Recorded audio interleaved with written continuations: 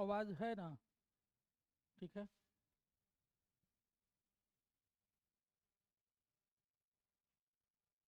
अच्छा, कल से जो है एक्चुअली बीपीएससी का टाइम हमको थोड़ा सा नीचे लाना है, ठीक है। और चूंकि कुछ जॉब वाले लोग जो हैं वो बीपीएससी में आना चाहते हैं, तो उसका टाइम हम कर रहे हैं मतलब 4 से 6। ठीक, इसका टाइम थोड़ा सा ऊपर करेंगे। ठीक, जैसे कि 2:30 से 3:30 का टाइम सही रहेगा ना? मतलब जैसे कि हम लोग का 11:30 में सुबह वाला ख़त्म होता है, 8:15 9:15 से 11:15 का ही टाइम है, लेकिन चूंकि वो लेट हो जाता है थोड़ा सा तो 11:30। और उसके बाद करीब 2:30 बजे से लेकर के 3:30 बजे के बीच में ये वाला। ठीक। और बाद में फिर देखेंगे टाइम का जो एडजस्टमेंट होगा, क्योंकि पहले तो हम सोचे थे कि 6 बजे के बाद ही करेंगे, लेकिन बीच बीच में कुछ कुछ ये सब एग्ज़ाम नहीं है दरोगा या एसएससी वाला, तो उन लोगों के लिए हो सकता है कि चूंकि उस टाइप का बैच चलेगा। या अभी हाई कोर्ट का भी रिजल्ट आया है हम लोग का, तो उसमें 500 से ऊपर रिजल्ट यहीं से है। मतलब अपने इस कोचिंग से, जो बिहार में, पूरे बिहार में पटना में 1952 रिजल्ट के आसपास है। उसमें जब 500 से ऊपर रिजल्ट यहाँ से है, मतलब ऑनलाइन में, उसमें 1400 से ऊपर एडमिशन था ऑनलाइन में, सुशील सर मतलब जो ये अपना थे, तो उनका वाला। और यहाँ पर था 200 से ऊपर। ठीक, तो टोटल हम लोग के यहाँ कम से कम 1,500 एनरोलमेंट था, जिसमें से कि हर तीसरा स्टूडेंट जो है या दूसरा स्टूडेंट क्या हो गया है, उसका इंटरव्यू कॉल आ गया है। ठीक है, जैसे अपने क्लास में भी जो तन्वी है जिनका बीपीएससी का इंटरव्यू है 14 जनवरी को, और उसको रिमझिम को जानते होंगे, तो रिमझिम का भी इंटरव्यू कॉल आ गया है पटना हाई कोर्ट में। वो ऑलरेडी टीचर हैं और अभी भी की हैं, जो फिर से जो ये टीचर नहीं होता, इसके पहले प्राइमरी टीचर में थी और इस बार 9 10 या 11 12 के लिए गई थी। तो चूंकि वो बीएड भी थी डीएलएड भी थी, तो डीएलएड होने के कारण वो प्राइमरी टीचर हो गई, और बीएड होने के कारण वो जो है, जो सीनियर टीचर है उसका हेडमास्टर वाला वो दी हैं। इसमें भी 80+ है उनका, आराम से होगा, कोई नहीं रोकेगा। तो हेडमास्टराइन भी हो जाएंगी। फिर उसके बाद ये भी आया हुआ है, इसके पहले बीपीएससी में ऑडिटर वाले में इंटरव्यू था, जिस चूंकि उनकी दादी जी की उस समय मृत्यु हो गई थी तो वो चली गई थी, जबकि हम उस समय उनको मना भी किए थे कि अभी थोड़ा सा आप समय इधर दीजिए, कि जिनको जाना है वो तो जा चुकी, लेकिन वो उस समय अपना होता है इमोशनल कि हमको जाने दीजिए। तो 17 दिन जो है उसमें 26 दिन में गया था इम्पोर्टेंट, और बचे हुए 9 दिनों में जाहिर सी बात है कि आपका कॉन्फिडेंस ऐसे ही ख़त्म हो जाएगा। और यही कारण है कि अभी तन्वी का इंटरव्यू है बीपीएससी का, तो कहीं ना जाने दे करके एकदम टाइट करके जो है 1 1.5 घंटे रोज हम बैठा के देखते होंगे ऑफिस में, हम बता ही दे रहे हैं कुछ कुछ कैसे कैसे क्या क्या करना है। ठीक, तो ज़्यादा चांस है कि उनका सिलेक्शन हो जाएगा। तो अभी हम लोग भगवान तो है नहीं, तो बीपीएससी में जो इंटरव्यू कॉल है उसमें 2:50 पर 1 का होना है, हाईकोर्ट वाला में 3 पर 1 का होना है। तो क्योंकि उसमें लिखा हुआ है 3 पर 1, तो पहले हमको था कि 555 सीटें ही हैं, लेकिन वो 1952 में बता रहा है 3 पर 1 का अनुपात। इसका मतलब है कि सीटों की संख्या भी क्या कर दी गई है, बढ़ा दी गई है। इसका मतलब है कि 650 से ऊपर सीटें हैं। तो मान लो कि अगर हर तीसरा या चौथा स्टूडेंट कहाँ से है, मतलब ये तो 500 से प्लस तो ऐसे बता रहे हैं जो लोग अभी इन्फॉर्म किए हैं, बाकी ऐसे होंगे जो अभी उनको पता भी नहीं हुआ कि अभी रिजल्ट 1 घंटा पहले आया है। तो संख्या क्या होगी, और बढ़ेगी ही, घटेगी नहीं, क्योंकि सारे लोग जो है यूट्यूब के माध्यम से भी, हमारा उसमें 10 10 हज़ार तक व्यूज चला गया था उस समय जब हाईकोर्ट वाले में। ठीक है, कोई था नहीं इंग्लिश हिंदी दोनों में बताने वाला, तो दूर दूर से लोग फ़ोन करके हमको कॉल करते थे कि पढ़ना है, हमको पढ़ना है, मतलब पटना हाई कोर्ट का, या थैंक यू करके। तो उसमें से हो जाता है कि बहुत सारे लोग वैसे भी, जिनका हुआ होगा, जिनका नहीं होगा वो गरियाएंगे, आदतन मानव का स्वभाव होता है, और कि कुछ फ़ायदा नहीं हुआ, ये नहीं हुआ। और जिनका होता है वो सब कुछ भूल करके, अरे गुरु जी आप नहीं होते तो मेरा सिलेक्शन होता ही नहीं। लेकिन सच्चाई यही होता है कि गुरु का रोल 1%, बाकी आपकी मेहनत जो है वो 99% है। ठीक, हम लोग केवल डायरेक्शन देते हैं, इसी पे गीत गा बजा लेते हैं सब कि अरे हमारे यहाँ से इतना हुआ इतना हुआ।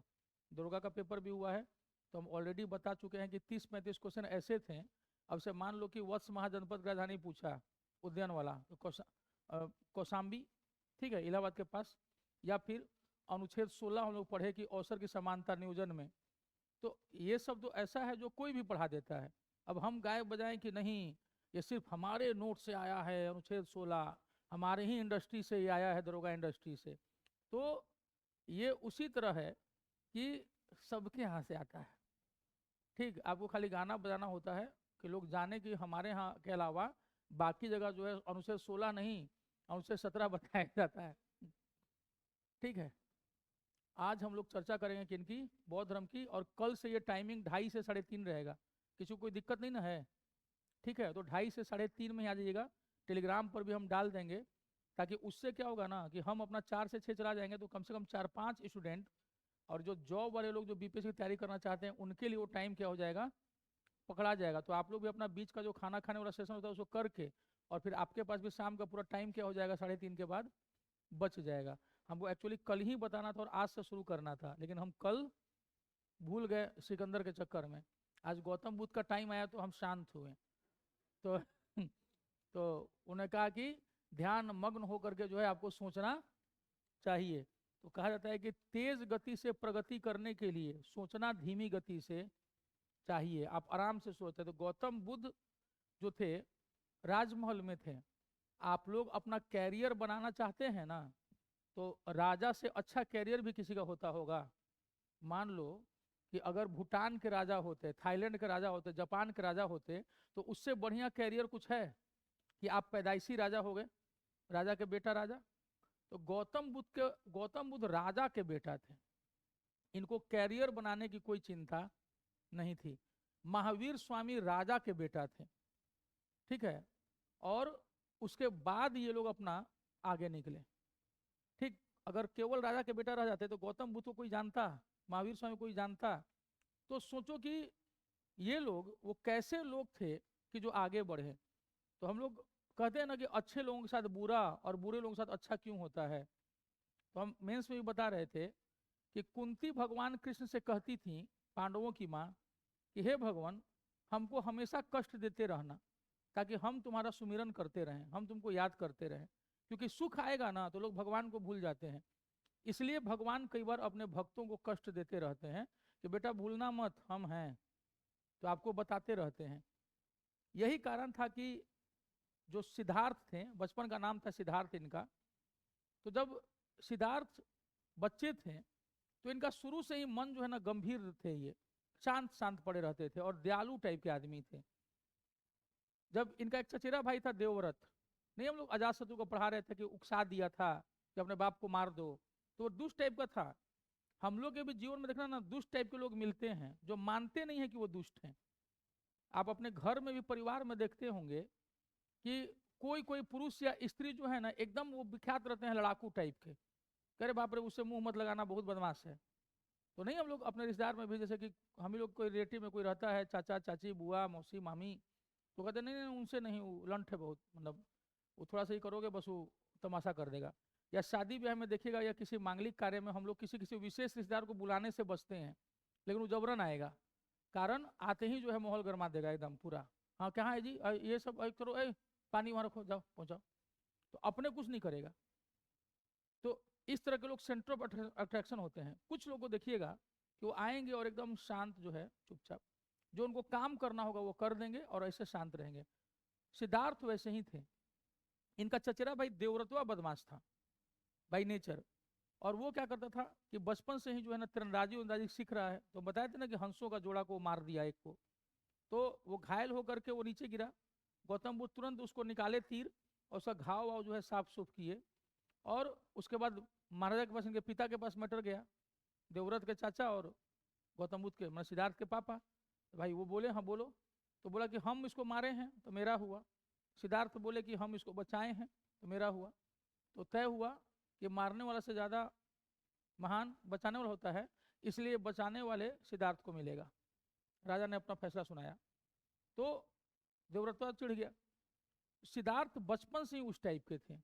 फिर ज्योतिषी बोला था इनके बारे में, बचपन में जब ये पैदा हुए थे तो इनके पैदा होते ही जो है इनकी 7 दिन में इनकी माता जी मर गई, 7वें दिन, ठीक है।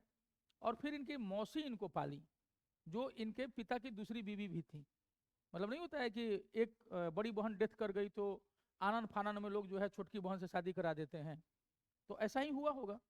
तो जो इनकी मौसी थी प्रजापति गौतमी, उन्होंने इनको पाला पोसा सिद्धार्थ को। सिद्धार्थ बड़े होने लगे, बड़े हुए तो मन इनका रमता नहीं था, और जब पैदा हुए थे तो जोशी ने भविष्यवाणी की कि या तो यह चक्रवर्ती सम्राट बनेगा और नहीं तो ये सन्यासी बनेगा। राजा बड़े परेशान, इनके पिता, कि सन्यासी बनेगा, कह रहे नहीं नहीं, इसको चक्रवर्ती सम्राट बनाना है। और वो हर तरह से कोशिश करने लगे कि सिद्धार्थ का मन जो है इस दुनिया में रम जाए। और यही कारण था कि कम ही उम्र में इनकी शादी खूबसूरत राजकुमारी से करा दी गई कि कैसे भी करके इसको रोको। राहुल नाम का बेटा भी हो गया। इतना होने के बाद भी अब सिद्धार्थ का मन फिर भटकना शुरू हुआ। अब ये क्या हुआ, एक बार 4 अलग अलग लोगों को देख लिए। जैसे इन्होंने देखा एक बीमार व्यक्ति को, रो रहा है, पड़ा हुआ परेशान है। जैसे आप लोग इमेजिन कीजिए कि जब हम लोग कभी बीमार पड़ते हैं ना, तो कैसा हो जाता है। हम लोग सब अपने अपने जीवन में कभी ना कभी बीमार पड़े हैं, और जब बीमार पड़ते हैं तो एकदम लगता है कि प्रभु कहाँ फंसा दिए हो यार, ठीक ना करो जल्दी से, बिस्तर पर पड़े पड़े दिमाग जो है वो खराब हो रहा है, तो बहुत परेशान हो जाते हैं। तो ये देखें ना कि यार बीमार व्यक्ति, रोगी व्यक्ति जो है ये एकदम दुख में है। फिर दूसरा ये देखें, एक बूढ़े को, बुजुर्ग व्यक्ति को, जर्जर शरीर, हिला नहीं जा रहा है, फिर भी मरना नहीं चाह रहा है, जो एकदम रहता है कि बस पके हुए आम हैं, अब टपके तो तब टपके। थोड़ा सा पूछ दीजिए कि बाबा तब कब खिलेबो भोज, बस होता है ना।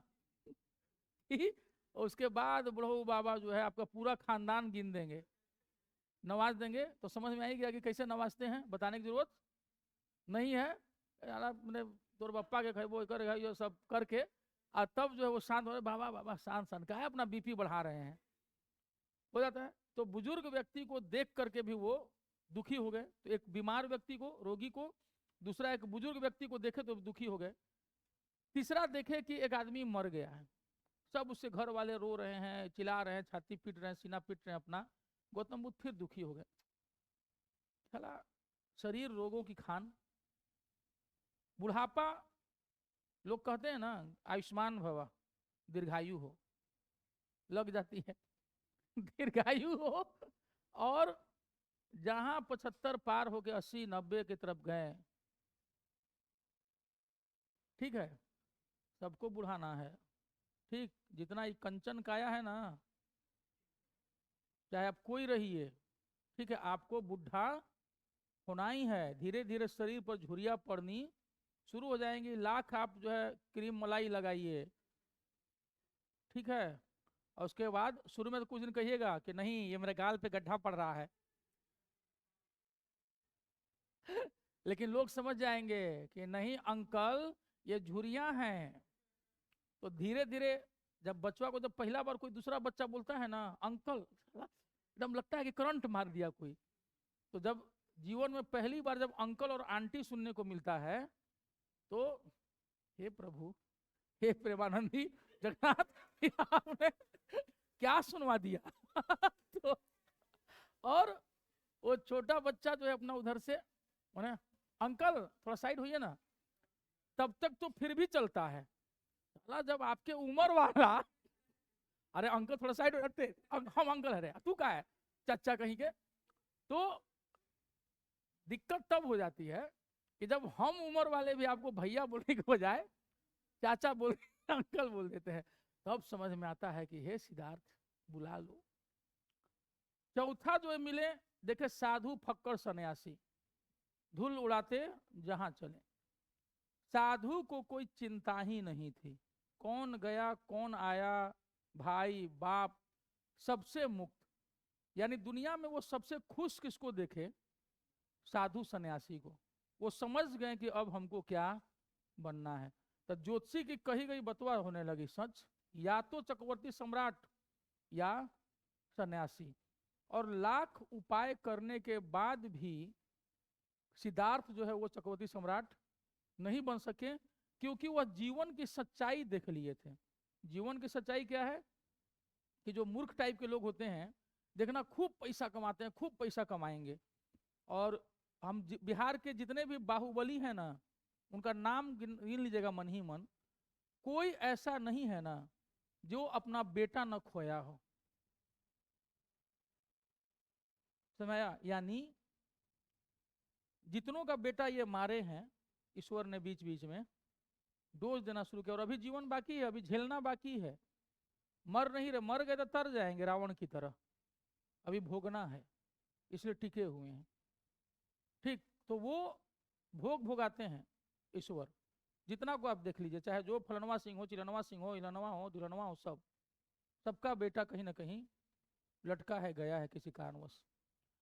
बुद्ध इन्हीं सब चीजों को सिद्धार्थ समझ गए थे कि इस दुनिया में सच में जितना हम लोग परेशान होते हैं ना अपने कैरियर को लेकर के, कि हमारा जीवन तो क्या हो गया, बर्बाद हो गया, असल में ये उतना टेंशन की चीज ही नहीं है।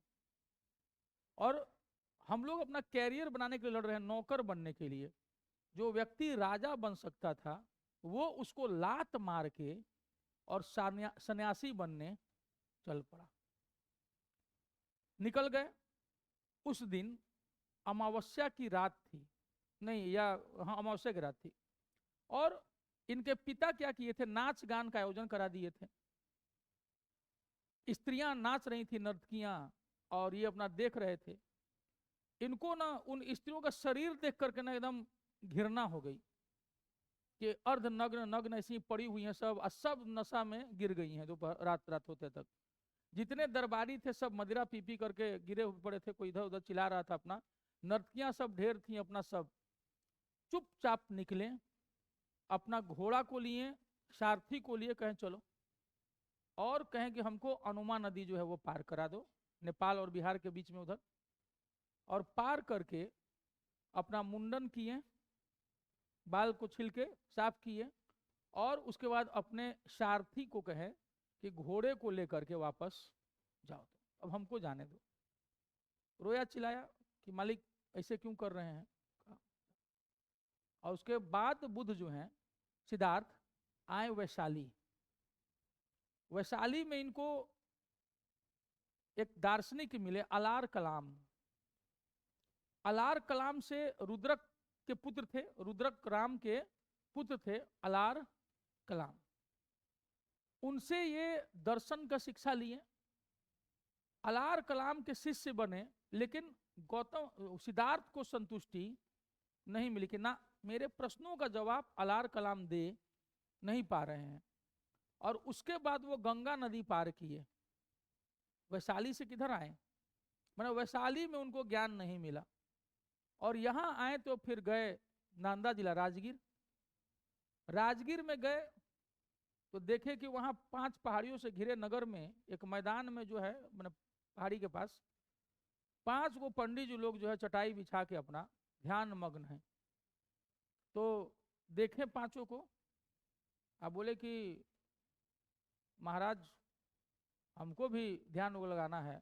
लगाओ चटाई, छठा चटाई बिछाओ रे, बैठ। तो बाबा लोग जो है इनको भी अपना बाबा बनाने के लिए बिठा लिए। यहाँ पर भी जो है ये एक साधु से मिले, लेकिन उनसे भी उनको कोई संतोष नहीं मिला। ये 5 के चक्कर में कौंडिन्य और बाकी सब थे, ध्यान योग करने लगे, और ध्यान योग करते करते खाना पीना छोड़ दिए। 6 पैक एप्स जो था सिद्धार्थ जी का, वो हड्डी उड्डी सब निकल के दिखने लगा, ठूठ बन गए। तो राजगीर के पास में गया, राजगीर और गया के पास वाले इलाके में कहीं वो थे। तो वहां आप देखिएगा कि उस इलाके में पानी की बड़ी किल्लत होती है। बिहार शरीफ हो, राजगीर हो, गया हो, इन सब में पानी की किल्लत इसलिए कि वहां के नदियों में एक तो पानी नहीं है, वर्षा भी कम होती है। तो स्त्रियां वहां पानी भर भर के दूर से लाया करती थी। तो एक उसी में थी सुजाता, बोध गया के पास उसका गांव था, वहां से ज्यादा दूर नहीं है। तो सिद्धार्थ ऐसे ही सूख के काटा हो गए थे।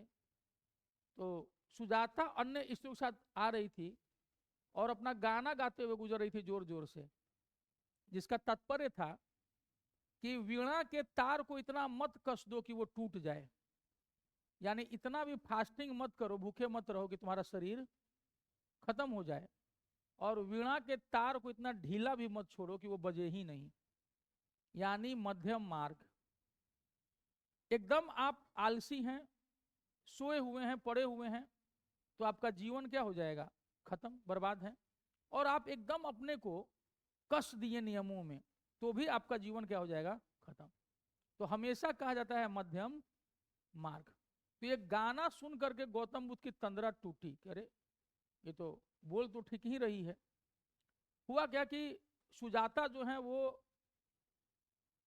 बहुत दिनों से प्रेग्नेंट होना चाह रही थी, नहीं हो पा रही थी, लेकिन वहां पर एक पेड़ था जिसके नीचे गौतम बुद्ध जो है सिद्धार्थ बैठे हुए थे चुपचाप। तो वहीं पर बोली कि अगर हम गर्भवती हुए तो और पुत्र हुआ या जो भी हुआ, मैंने जो संतान हमको हो, तो हम यहाँ पर बैठे हुए वृक्ष प्रेत को, जो ऐसे नॉर्मल, उनको हम जो है गाय के शुद्ध दूध की खीर खिलाएंगे। सिद्धार्थ जो है वहां ध्यान करते करते करते करते जो है भूते जैसे हो गए थे, पूरा मिट्टी झोल झक्कर सब जम गया था शरीर पर। तो सुजाता आई और देखी, तो देखी कि पांचों में आई छठा जो है थोड़ा सा राजपुरुष जैसा लग रहा है देख करके।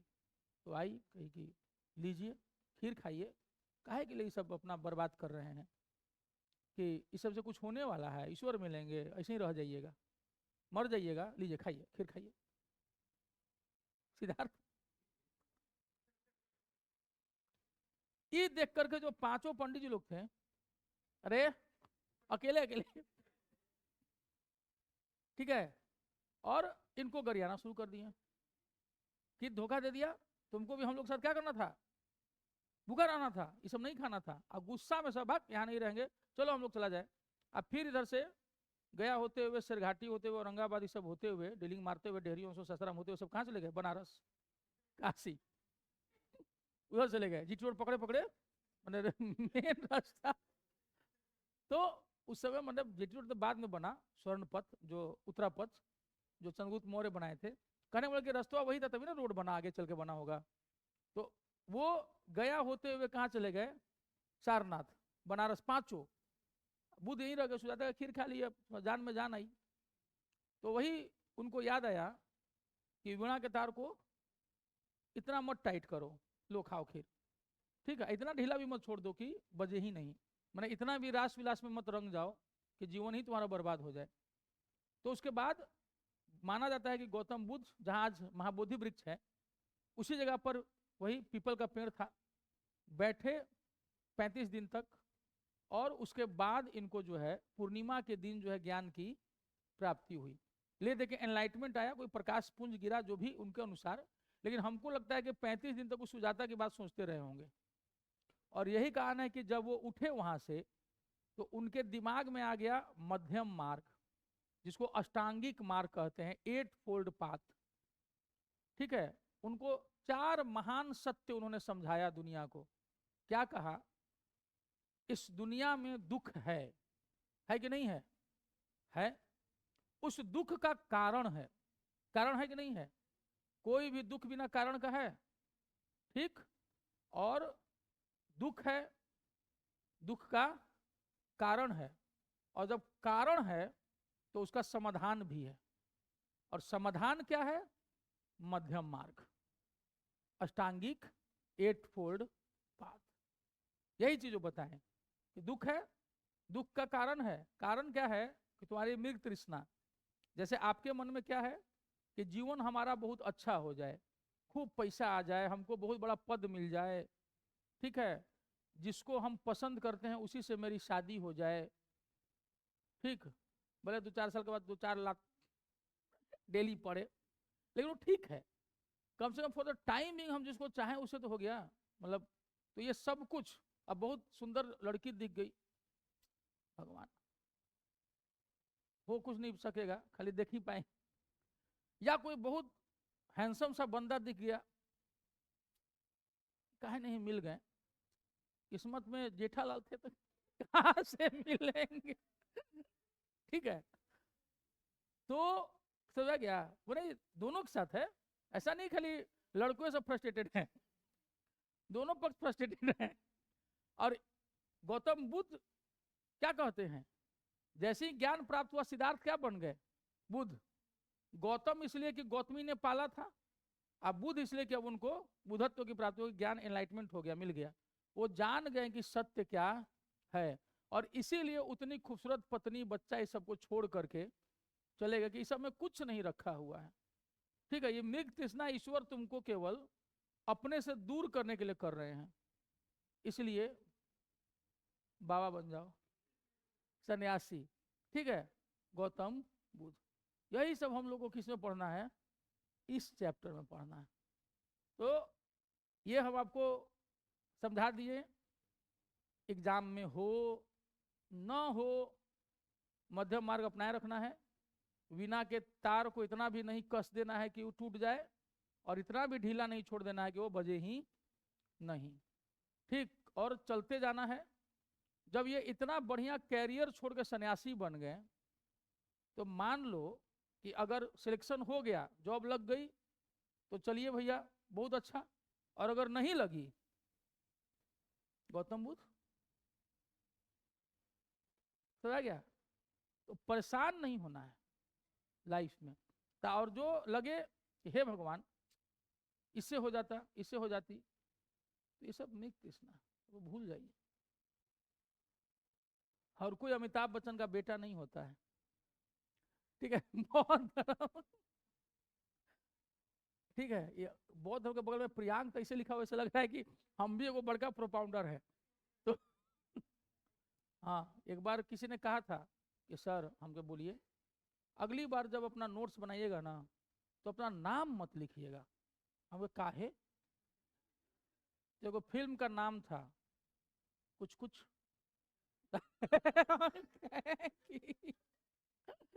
अच्छा अच्छा, ठीक है, हम आगे से ध्यान रखेंगे। तो बौद्ध धर्म, तो बौद्ध धर्म के संस्थापक कौन हुए, गौतम बुद्ध, प्रोपाउंडर।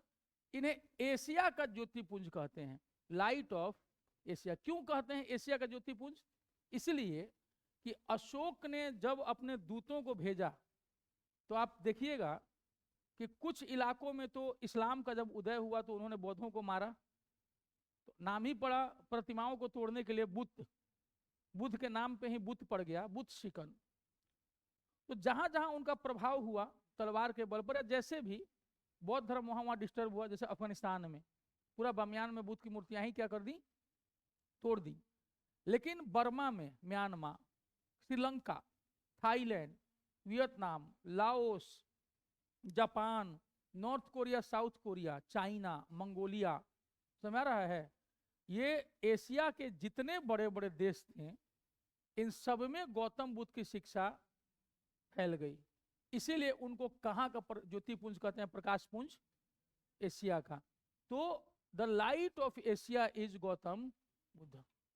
ठीक है, अगर खाड़ी देशों को छोड़ दीजिए तो एशिया के लगभग देशों में बौद्ध धर्म फैला हुआ है, और अपने ही देश में दीपक तले अंधेरा हो गया। जिस बिहार के गया में, बोध गया में उनको ज्ञान की प्राप्ति हुई, वहां के लोग भी जो हैं वो बौद्ध धर्म को मानते नहीं हैं। तो बौद्ध धर्म में जो कमियां आई कालांतर में, उन्हीं के कारण ये भारत में बर्बाद हो गया, क्योंकि ये जिन चीजों के लिए, उद्देश्यों के लिए बना था, ये वही भूल गया। और यही कारण था कि इन्होंने क्या कहा था अपने शिष्य, प्रिय शिष्य आनंद को, कि धर्म संघ में स्त्रियों को प्रवेश नहीं मिलेगा। तो इसके पीछे ये नहीं था कि स्त्रियां गलत हैं, इसके पीछे ये था कि पुरुष जो है वो अपनी आदत से बाज नहीं आएंगे, और जो ही वो संघ में स्त्रियों को देखेंगे, उनकी आदत जो है जीभ लपलपाना शुरू हो जाएगा। और गौतम बुद्ध ने जिस चीज को छोड़ दिया था, बाकी लोग उसको छोड़ नहीं पाएंगे, और यहीं से बौद्ध भिक्षु बर्बाद होना शुरू हो गए।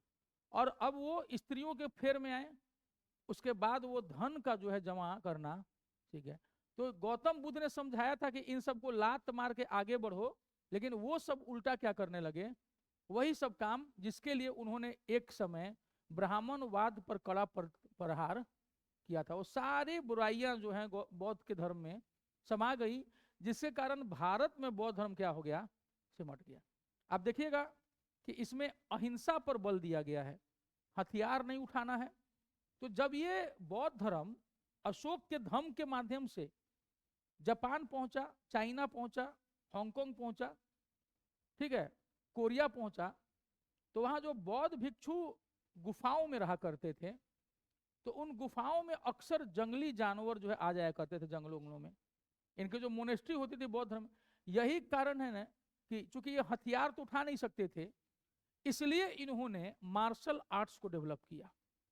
कुंगफू, कराटे, ये सब कौन करता है? देखना कि आप चाइना के मूवीज में भी देखना कि नहीं, वो सब जो है मार्शल आर्ट्स में लड़ते रहते हैं। तो जो विलेन है वो हथियार रखता है और जो हीरो है वो ऐसे ही रहता है और वो मार करके उसको गिरा देता है। तो इसका मतलब ये मार्शल आर्ट्स का भी उदय क्यों हुआ? क्योंकि गौतम बुद्ध ने कहा था कि हथियार नहीं उठाना है, तो नहीं उठाना है तो लेकिन जंगली जानवरों से हम भिड़ेंगे कैसे? और जो ध्यान योग साधना जो एक सिखाए ना, यही कारण था कि ब्रूसली जैसे फाइटर्स भी आ गए दुनिया में। मतलब सांसों को रोक लेना, चलने के प्रैक्टिस करके नदी के पानी पर भी चल लेना, मतलब इस तरह की कुछ कुछ चीजें ध्यान के बल पर बौद्धों ने किया है। अपना कंसंट्रेशन लेवल इतना हाई कर दिए सब कि अगल बगल क्या हो रहा है इससे उनको फर्क नहीं पड़ता है। ठीक। गौतम बुद्ध का जन्म 563 ईसा पूर्व 563 बीसी, यानी आज से लगभग 2600 साल पहले हुआ था, 2500 साल से थोड़ा पहले। शाक्य गणराज्य रिपब्लिक, जो कहाँ, कोसल महाजनपद वाले इलाके में, नेपाल। बोले थे ना वहां के पूर्व प्रधानमंत्री के पी शर्मा ओली कि बौद्ध धर्म जो अयोध्या है वो नेपाल में है, नेपाल में था। लोग हंस दिए थे। दरअसल उनका सेंस था कि जो कोसल महाजनपद था ना अयोध्या वाला, नेपाल का सारा पार्ट भी उसी में था। गौतम बुद्ध मूल रूप से कहाँ पैदा हुए थे? नेपाल में। ज्ञान प्राप्त हुआ बिहार में और मृत्यु हुई उत्तर प्रदेश में। तो शाक्य गणराज्य यानी रिपब्लिक था। लोग गणतांत्रिक ढंग से चुने जाते थे कि तत्कालीन राजधानी कपिल वस्तु के निकट, राजधानी क्या थी? उससे 25 किलोमीटर दूर एक जगह है लुम्बिनी, वहीं के रुमिनदेई ग्राम में हुआ था। और ये रुमिनदेई जगह कहाँ है? नेपाल में। इनके पिता सुधोधन शाक्य गण के प्रधान थे। ठीक, रिपब्लिक था, इसका मतलब जरूरी नहीं कि गौतम बुद्ध ही राजा बनते, याद रखना। लेकिन चूंकि इतने योग्य थे कि जाहिर सी बात है कि योग्यता के आधार पर राजा कौन बनता? गौतम बुद्ध कौन छांटता? और ज्योतिषी लोग भविष्यवाणी कर ही दिए थे कि चक्रवर्ती सम्राट बनेगा। और हो सकता है कि जिस टाइप का इनका नेचर था, अगर ये चक्रवर्ती सम्राट बने होते तो बहुत आगे ले गए होते चीजों को। तो थोड़ा सा अगर आप गंभीर होकर के सोचने लगिएगा अपने जीवन में, तो ना लाइफ को बहुत इजीली ले जाइएगा आगे। ठीक। और जो हम बताते हैं कि कुछ चीजों में गंभीर बन जाओ, अपने अंदर ना नौकर मेंटलिटी मत रखिए। नौकर मेंटलिटी का मतलब कि ना चमचा मत बनिए। ठीक। और नौकर मेंटलिटी का मतलब ये नहीं, जैसे मान लो कि बाथरूम ही है, वॉशरूम हम साफ कर देते हैं, तो इसका मतलब क्या होता है कि हम नौकर हैं ना। नौकर मेंटलिटी क्या हुआ कि किसी से लाभ प्राप्त करने के उद्देश्य से हम उसका झोला उठा के, हमसे उम्र में छोटा है, हम उसके चमचई में चल रहे हैं। इसको कहते हैं नौकर मेंटलिटी। कि हमसे उम्र में बहुत छोटा है, हाँ भैया प्रणाम, हाँ भैया, इस लालच में कि कल को हमको 200 250 400 रुपया हमको दे देगा। तो स्वाभिमानी बनिए। तो किसी से लेने की अपेक्षा खाली समय में अपना स्किल डेवलप करो। कहा जाता है कि जीवन में आप आगे क्यों नहीं बढ़ पाते हैं? जब समय खाली हो और आपके पास कोई काम नहीं होना, तो कुछ ना कुछ सीखते रहना चाहिए, नया चीज। इसलिए जब लोग पूछेंगे कि खाली समय में तुमने क्या किया, तो उस दौरान हमने ये सीखा। तो जैसे मान लो कि मेरे स्टूडेंट को देना है इंटरव्यू, तो हमने उनको सिखाया कि वो पूछेंगे कि आपका इतना समय तैयारी में गया, अब आप यहाँ हैं, क्या किया इस दौरान? तो वो ऑलरेडी जो है उनको पहले से खाना बनाना, कपड़ा धोना सब आता था। हमने उनको क्या तरीका सिखाया कि सर इसके पहले वाले फेज में हमको कुछ काम नहीं आता था, सब हमारे मम्मी संभाल लेती थी। इस फेज में हमने खाना बनाना सीखा, जबकि वो सीख ऑलरेडी पहले से हैं। लेकिन हमारा काम है बतौर टीचर उनको ये बताना कि खाली समय में उन्होंने क्या क्या किया। तो हमने खाना बनाना सीखा, कपड़ा धोना सीखा, बर्तन धोना सीखा। आज मैं अपने कपड़े को आयरन भी कर लेता हूं या कर लेती हूं। ठीक। तो इस दौरान मैंने खुद को सेल्फ सफिशिएंट बनाया। अब अगर कोई नहीं भी रहे और मैं बीमार न पड़ूं, तो ये नहीं होगा कि हमको कोई खाना बना के दे तभी हम खाएंगे, हम ऑलरेडी अपना बना सकते हैं, ये सीखा। दूसरा, क्योंकि पटना हाईकोर्ट का भी है और सीपीटी का कंप्यूटर रिलेटेड काम सीखना था, इस दौरान हमने कंप्यूटर संबंधी ज्ञान भी अर्जित किया, जो पहले मेरा बिल्कुल जीरो था, जबकि बिल्कुल जीरो नहीं था। तो उस समय से लेकर इस समय तक हमने सर ये काम किए और साथ में अपनी पढ़ाई भी की। उसी का तो नतीजा है कि आज मैं आपके सामने इंटरव्यू दे रही हूं। लेकिन अगर ऐसे, अब दूसरा, इतने साल हो गए, इस दौरान क्या किया आपने? सर तैयारी कर रहे थे सर, तैयारी कर रही थी और कुछ नहीं। समझा? तो अपने इंटरव्यू को संभालने का तरीका क्या होता है? तो गुरु क्या देता है? ज्ञान। और वो आपको चीजों को संभालने का मौका देता है कि जब आपको कुछ नहीं था, आप बताइए नहीं कि हम पहले से वेल एक्वेंटेड होके यहाँ आए थे, हम सब यहाँ सीखे। हमने आत्मनिर्भर होना सीखा सर, वो स्किल सीखा, कंप्यूटर का ज्ञान सीखा, दुनिया भर का चीजों को जो पढ़ाई के समय सीखा, उसने हमको पहले से और अधिक मैच्योर बनाया। पहले मैं थोड़ी गुस्सैल थी या गुस्सैल था, लेकिन इस मैच्योरिटी ने हमको थोड़ा सा कूल कर दिया है। इस दौरान ये डेवलपमेंट हुआ। थोड़ा मेडिटेशन करके मैंने अपने को शांत किया, तो बताओ कि जो पहले की कमियां थी तो समाप्त हो गई, क्षणिक थी, खत्म कर दिया है। तो कहेंगे अच्छा, इस दौरान आपने ये परिवर्तन अपने में लाया। तो ये इंटरव्यू को झेलने का टैक्टिस होता है। और यही कारण था कि वो, हम जब इंटरव्यू दे रहे थे तो चेयरमैन बार बार पूछते थे कहाँ कोचिंग लिए थे। हम ये कह रहे बुढ़ाऊ हम कोचिंग देते हैं लेते नहीं है। तो मतलब मन में हम ऐसे बोल रहे थे, हम क्या उनको हम बोलते कि हम कोचिंग लेते नहीं, हम कोचिंग देते हैं, क्योंकि उनको हमारे चीजों से लग रहा था कि साला पूरा खेला खाया, ये खिलाड़ी है, किसी चीज पर चेहरे पर तनाव नहीं, मंद मंद मुस्कुरा रहा है। ठीक है, वो बार बार हमको तनाव में डाल देते। हम जान रहे थे कि तुम रियल तनाव थोड़ी दे रहे हो, ये तो फिल्म चल रही है 10 मिनट की, तुम जांच रहे हो कि ये कितना तनाव झेल सकता है, तो ऐसा थोड़ी है कि बाहर निकले तुम हमको मारने लगोगे।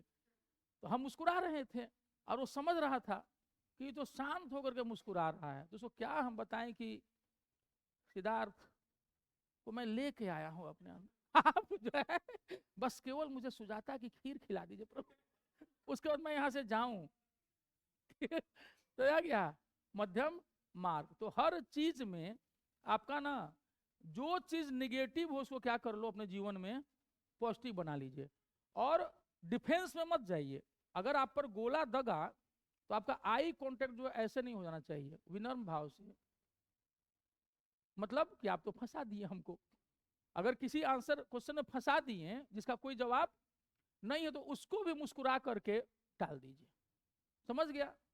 क्योंकि मौन और मुस्कान से बढ़िया समाधान कुछ नहीं है। जब कुछ ना समझ में आए तब, समझ में आए तो उत्तर दे दो, नहीं तो मुस्कुरा दो। लेकिन वहां अगर आप नजर ऐसे हो गई, थोड़ा डाउन हो गए, डिप्रेशन में चले गए कि जा चला हम तो जवाब ही नहीं दे पाए, मेरा तो हो गया खत्म खेला, उस समय मुस्कुरा दो, तो वो फिर प्लस में जाएगा कि जो उत्तर इसको नहीं पता था वहां भी ये कुंठित होने के बजाय केवल मुस्कुरा दिया। यानी इसके आत्मविश्वास जो है इसका डिगा नहीं है, ये आत्मविश्वास से भरा हुआ व्यक्ति है जिसको कोई फर्क नहीं पड़ रहा है। यही आत्मविश्वास किसके साथ था? गौतम बुद्ध के साथ। यही कारण था कि बिंबिसार जैसा ताकतवर राजा भी उनके समक्ष झुकता था और मरने से पहले अजात शत्रु भी जाकर उनसे मिला था। किस स्तूप में है वर्णित? भरहुत।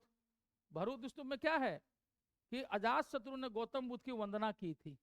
याद है पीटी में जिसके पहले पढ़ाए थे? भरहुत स्तूप में अजात शत्रु ने वंदना की थी।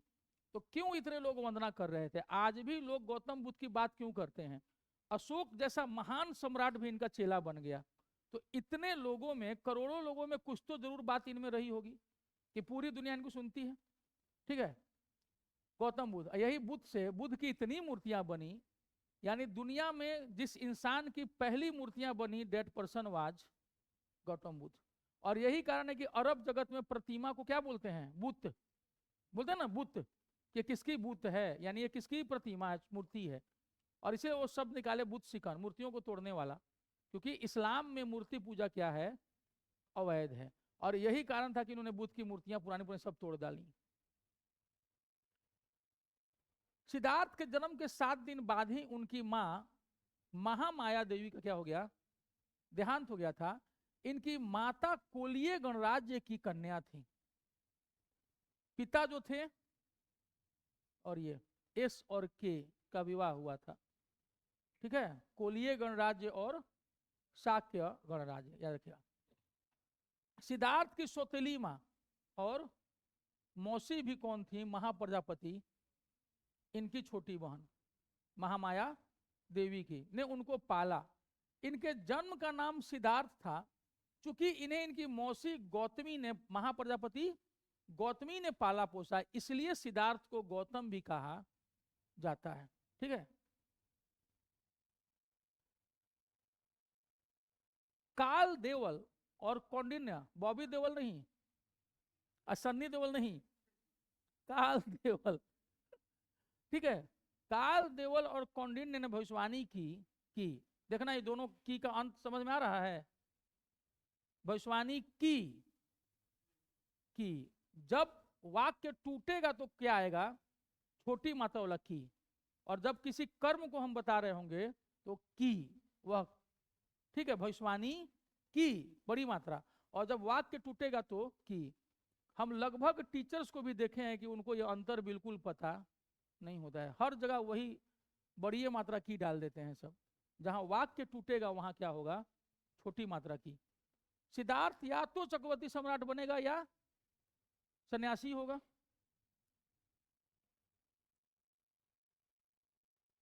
सोलह साल की उम्र में, वाह, 16 साल की बाली उम्र में सिद्धार्थ का विवाह दंडपानी शाक्य की कन्या यशोधरा के साथ हुआ। खुद भी कौन गणराज्य के थे, शाक्य, लेकिन वो सुधोधन शाक्य थे। ये दंडपानी शाक्य की कन्या यशोधरा के साथ हुआ।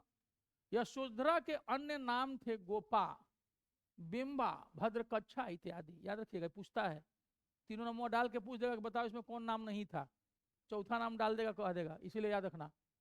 यशोधरा, गोपा, बिंबा, भद्र, कक्षा, ये सब याद रखिएगा। ये पूछता है एग्जाम में, पहले एग्जाम में पूछे हुए हैं। बोल देगा कि बताओ गोपा, बिंबा, भद्रकक्षा कौन थी, तो ये गौतम बुद्ध की पत्नी थी। यशोधरा के कई नाम थे ये, ठीक। तो इन सब चीजों पर ध्यान दीजिएगा।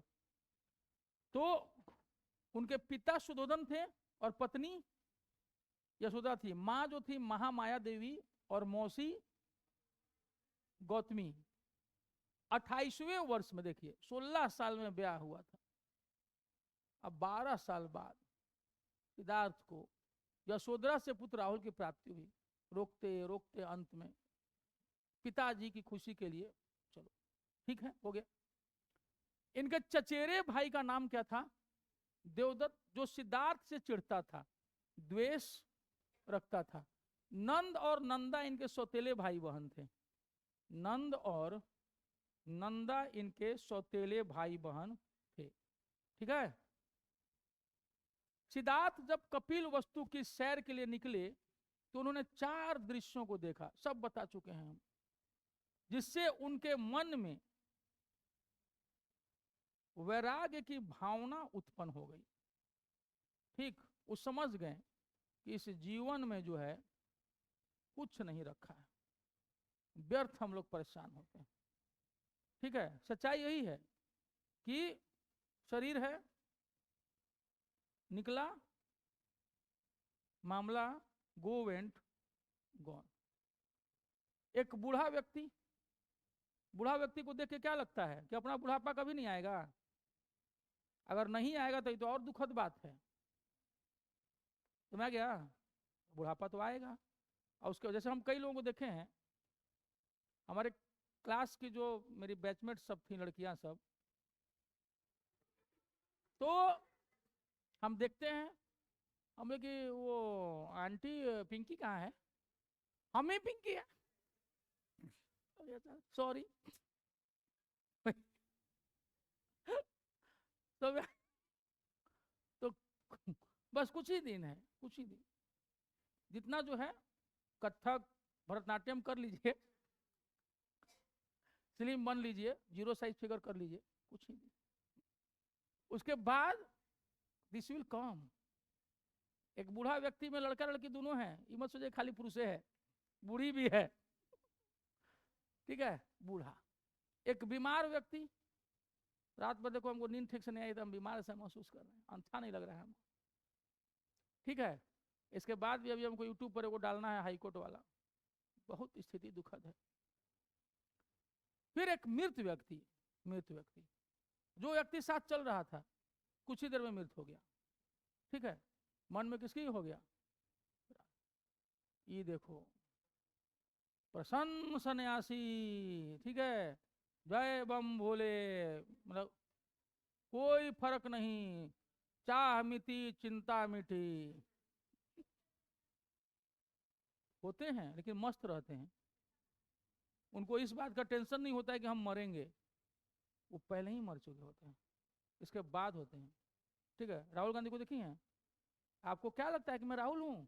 नहीं, मैं राहुल नहीं हूं। आपको क्या लगता है, लोग हमको कहते हैं पप्पू, तो क्या मैं पप्पू हूं? ठीक है, मैंने कुछ ऐसा करते हैं जिससे आदमी प्रसन्न हो जाता है,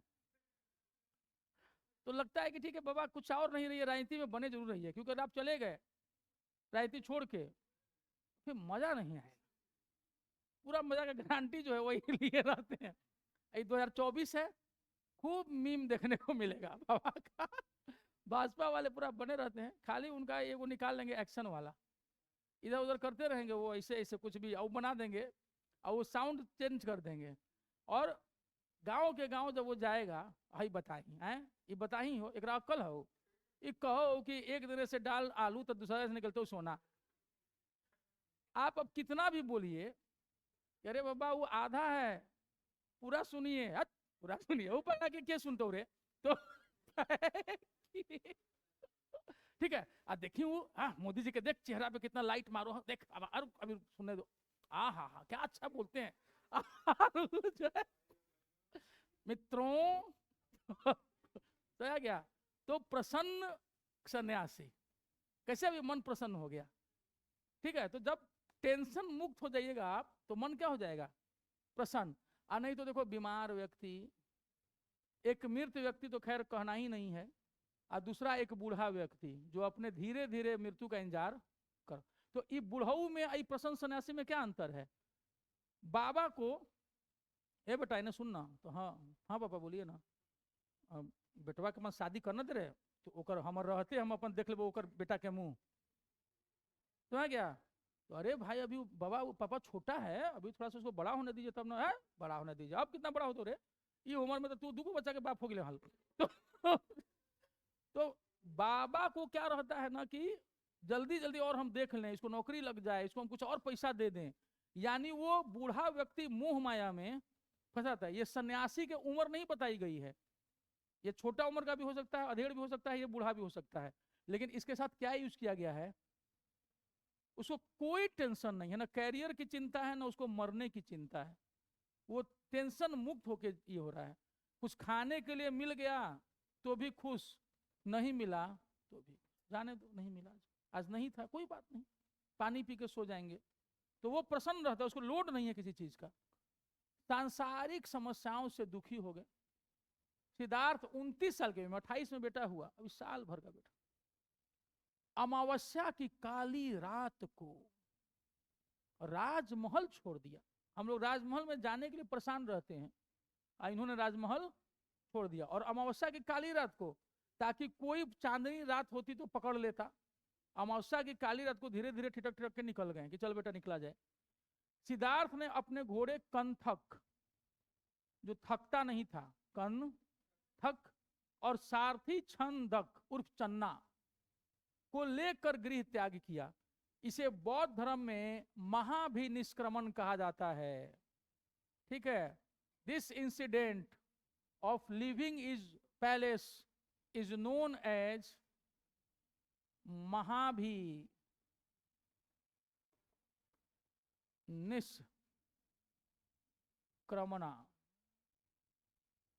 ठीक है, महाभिनिष्क्रमण इंग्लिश में, तो इंग्लिश में भी वैसे लिखेंगे कि जो अपना घर छोड़ने की घटना किस दिन होती है, अमावस्या की काली रात को, क्योंकि इसलिए याद रखना कि बाकी सारे काम पूर्णिमा के दिन हुए हैं, घर छोड़ने की घटना काली रात को क्यों हुई अमावस्या को, क्योंकि अगर ये चांदनी रात को छोड़े होते तो कोई ना कोई इनको पकड़ लिया होता कि कहाँ जा रहे हैं आप।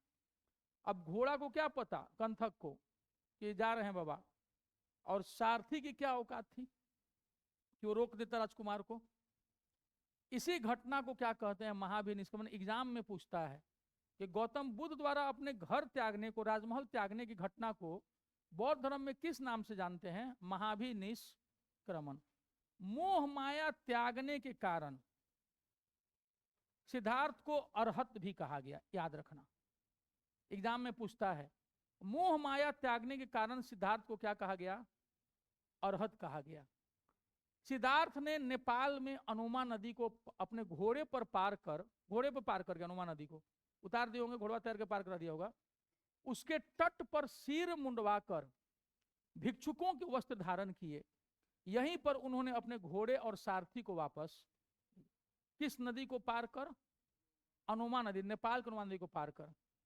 गृह त्याग के बाद सिद्धार्थ सबसे पहले वैशाली स्थित अनुपिय नामक आम्र उद्यान में, आम के बगीचे में रुके।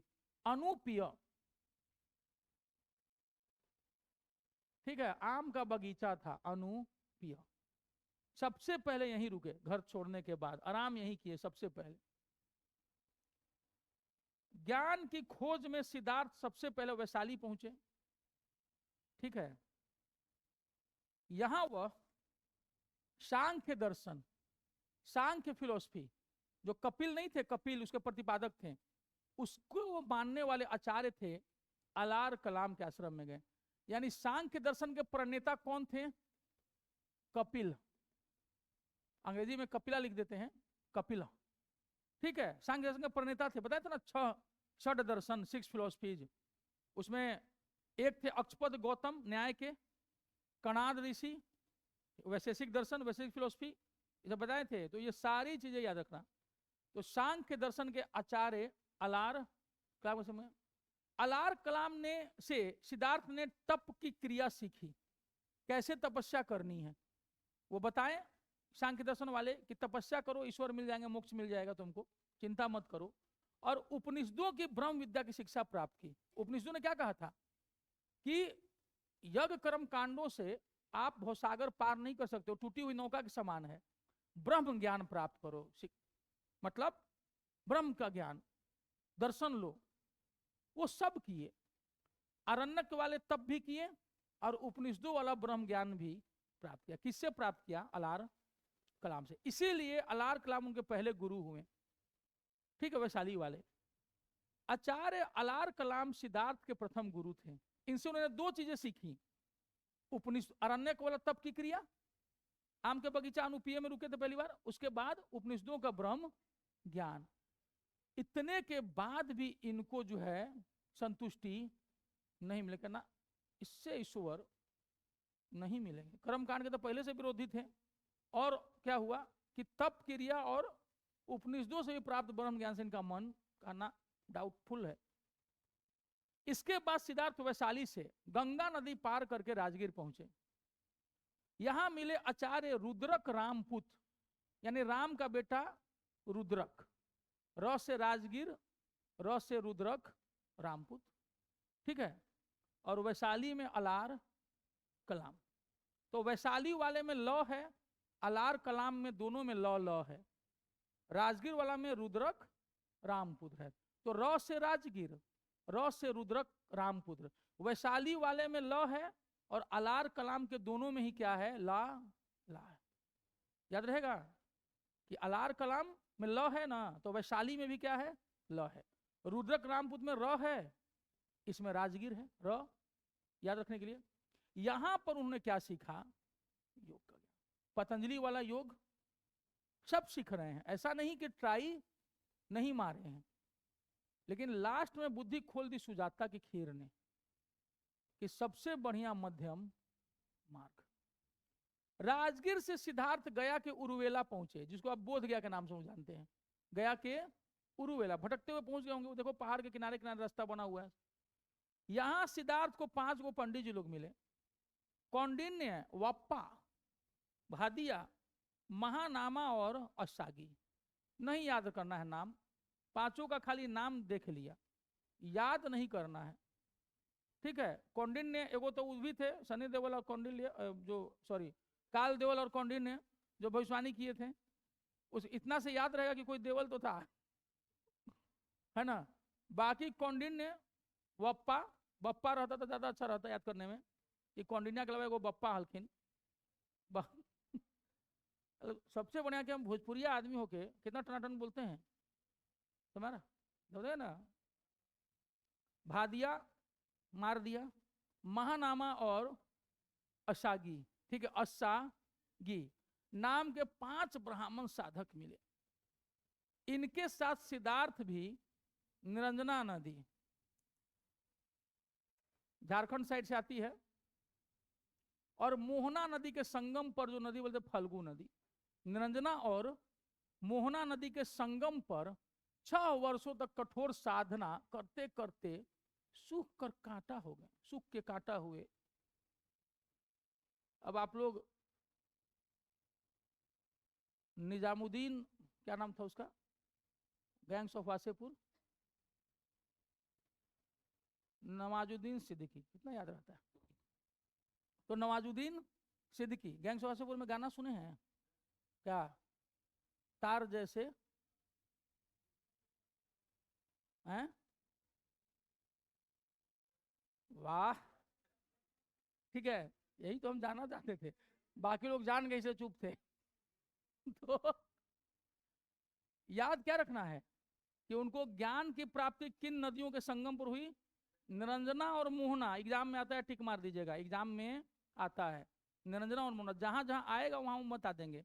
निरंजना और मोहना नदी के संगम पर कितने साल तक पंडित लोग साथ 6 लोग किए, 6 साल पर पंडित जी आए इनका नाम से 1-1 साल मैंने याद रखने के लिए 6 लोग थे 6 वर्षों तक। चलो किया जाए, तो सुख के हो गए क्या, कांटा। परंतु ज्ञान की प्राप्ति उन्हें फिर भी अब बुझा गया कि ना, ये लगा रहने से तैयारी नहीं होने वाली, प्रियांक थोड़ा बेवकूफ बना दिया हम लोग को बहुत समय बर्बाद करा दिया, कह गए कि हम अब कलेक्टर बनाइए देंगे 6 साल। एक दिन कुछ स्त्रियां कहे थे सर को, हम लोग पहले ही शुरू से स्त्रियों से दूर हो, स्त्रियों से दूर होकर खेम बिगाड़ दिए, लेकिन यहां पर कुछ स्त्रियां मिल गई, किसी नगर से लौटती हुई वहां से गुजरी, जहां सिद्धार्थ क्या कर रहे थे, तपस्या। उनका एक गीत सिद्धार्थ के कानों में पड़ा, वीणा के तारों को इतना ढीला मत छोड़ दो उसे सुरीला स्वर ही न निकले, किंतु तारों को इतना भी मत कसो कि वो टूट जाएं। यह बात सिद्धार्थ को जच गई, ठीक है, जच गई, ये वो गाना है, नहीं बताएंगे ना, जच नहीं पता है, अच्छा जच गई, जच गई। वह मान गए कि नियमित आहार विहार से ही योग सिद्ध होता है, इसीलिए हम बोलते हैं कि सुबह उठने के 2 घंटे के भीतर हेवी डोज नाश्ता चला जाना चाहिए, वरना सुख के क्या हो जाइएगा, कांटा। ठीक है, नियमित आहार विहार, आहार विहार, टहलना, एक्सरसाइज, आहार, नियमित आहार। अति किसी बात की अच्छी, किसी भी चीज में अति, excessive of everything is injurious to health. किसी भी प्राप्ति के लिए मध्यम मार्ग ही ठीक होता है। पढ़ाई कर रहे हैं, अनुशासित हो जाइए, पढ़ते रहिए अपना आराम से, थोड़ा जीवन भी जिया लेकिन पढ़ो। जब आप ऐसे जाइएगा तो आपका सिलेक्शन हो जाएगा।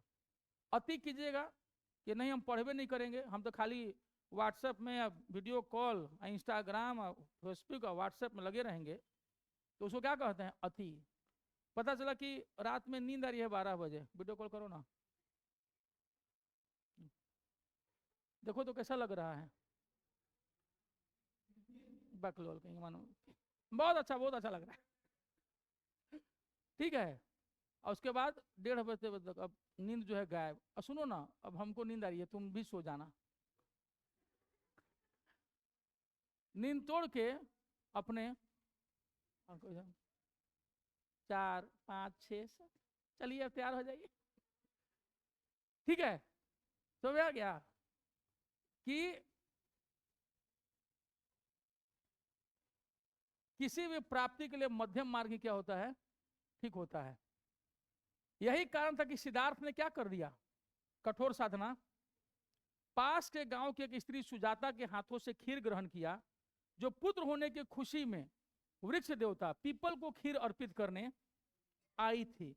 साधना बीच में ही छोड़ने पर उपयुक्त वर्णित 5 साधकों ने, कौंडिन्य, बप्पा, भादिया, महानामा और वसागी ने सिद्धार्थ को भला बुरा भी कहा। क्या कहा होगा बताने की जरूरत नहीं है, इस इलाके में उस समय भी प्राकृत अर्धमागधी सब चलिए रहा था, पाली उली, तो किस टाइप से दिए होंगे बुझा सकता है, बताने की जरूरत नहीं है। नवादा नालंदा गया वालों को बताने की जरूरत नहीं है कि किस अंदाज में लोगों ने भला बुरा कहा होगा। कारण क्या है कि ये इलाका ऐसा है ना, यहाँ प्यार से भी कुछ कहेगा ना। जैसे कि मान लीजिए कि अगर आप यहाँ गए पहली बार, अब मान लो कि कभी जिंदगी में आपका कभी पाला नहीं पड़ा है, तो खाओ ना जी, अरे खाओ, उधर से वो कहेगा खा ले नहीं तो फिर प्राप्त नहीं होता हो, तो ठीक है, उसके बाद खाओ ना जी। तो अब अल्लाह ठीक है, वो होता है कि अरे खा लीजिए थोड़ा सा, अच्छा नहीं छोड़ दो, मन नहीं है खाने का, मन नहीं हो महाराज बैठ, ठीक है।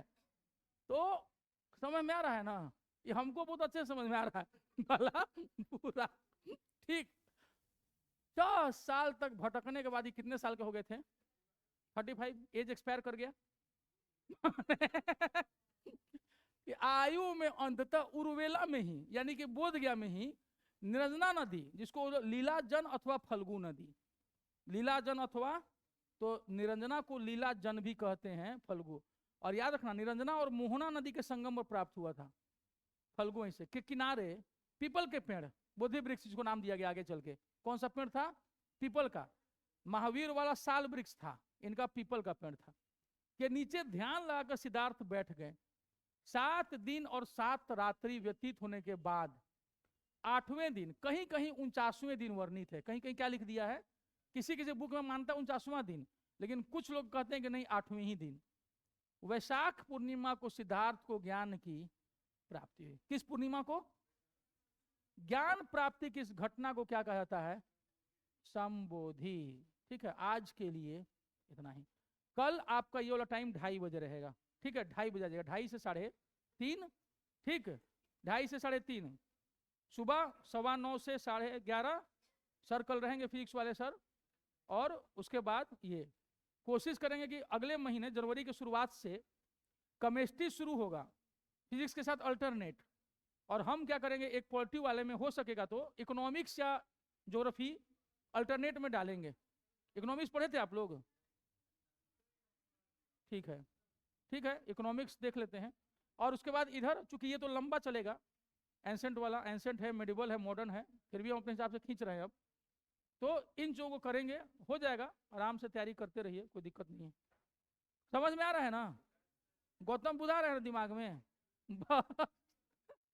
ठीक है, इसके पहले सिकंदर और उसके पहले बड़का बंदर, ओ सॉरी दारिये बहू, ठीक है, CDX शहरात, सब याद हो गया है, इतना कोई नहीं पढ़ाता है, ठीक। तो थोड़ा सा पेशेंस रख के पढ़ लो, फिर कहीं पढ़ने की जरूरत नहीं पड़ेगी कि कहीं पढ़ने लायक रहेंगे ही नहीं, क्या ठीक है, चलो ये तो मजाक था।